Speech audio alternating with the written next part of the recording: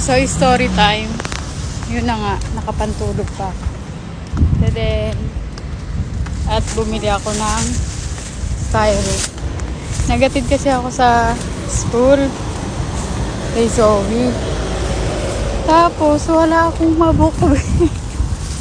Hindi ako makapag-book ng Grab, saka ng Move It lahat. Ang ending, nilakad ko na lang siya. Tingnan mo naman ang mga outfit. Naka-chinelas. So, naglakad nga ako dun sa highway na yun ng nakaganito. Well, okay lang naman. Basta makauwi lang. So, ayun. Parang nag-jogging lang ulit ako. And then, nagtitinginan pa rin nila ako. Bakit ngayon ba sila nakita ng nakapantulog? Na naglalakad namin. May dalang plastic. Baka akala nila sa akin ako, baliw or nawawala sa sarili. Or naliligaw, something like that. But, hayaan na natin sila. Go sa far away.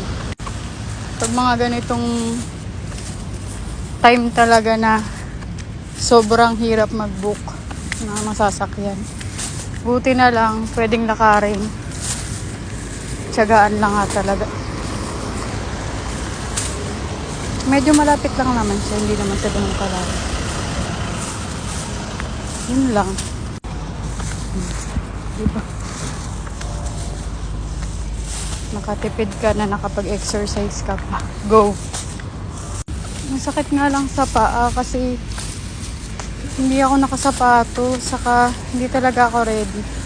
Pagpupunta namin doon, naka-grab kami. Grab car kami. Tapos, pag pauwi ko, nag-book ako ng grab car doon. Hindi ako makapag-book. Hindi naman umuulan. Kaya nag-a-accept. Tapos, tinaray ko mag-book ng Move It. Wala din. So, I decided to book na lang. And beside, bibilihin din ako dun sa store na binibilihan ko ng styro. Hinihingal na ako. Oh my God. Medyo malapit-lapit na ako, diba? Kung siguro mga 10 minutes to 15 minutes na walk. Kaya naman siya. Basta walang masyadong sasakyan. Kasi dun sa highway, ang daming sasakyan talaga. Yan, malapit na ako. And then, sakit sa paa. Kagabi pa ako naglalakad, naka-heels ako kagabi. Tingnan natin yung paa ko. Nagtitinginan talaga nila ako na may mga nasa store. Sige, bibidyoin ko kayo dyan. Grabe naman yun.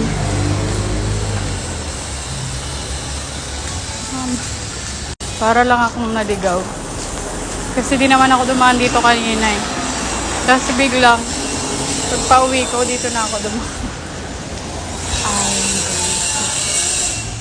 Hindi ito yung paborito kong pusa. Ang ganda-ganda niya. Promise. Ay,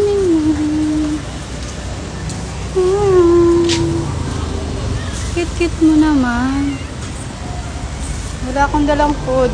Next time magdadala ako ng food, ha? Sige. Bye-bye. This is not food. Masunod siya sa akin. Gutom na yata siya. Hindi. Wala akong dalang food. Walang dalang food. Bye-bye. So, next time magdadala na ako ng cat food. Kasi, ang daming pusa doon. Ang cute pa. Nakabili na ako ng pusa. Magkakaroon na din ng cat food sa bahay. Kasi, every time nadadaan ako dyan, papakainin ko yung mga pusa dyan. Diba? Para masaya. Go! Para akong baliw dito nagsasalita mag-isa. Kala siguro nila may kausap ako. Go. Malapit na tayo sa katotohanan. Ito nakikita ko na yung BPI. Saka yung Alpha Man. Pagod na ang person.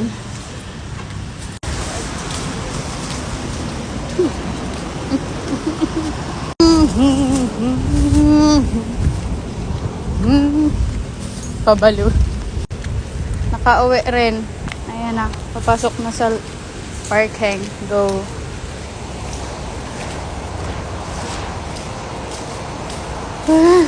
Nagkarating din. Go. Karating na ako. Haha, busy.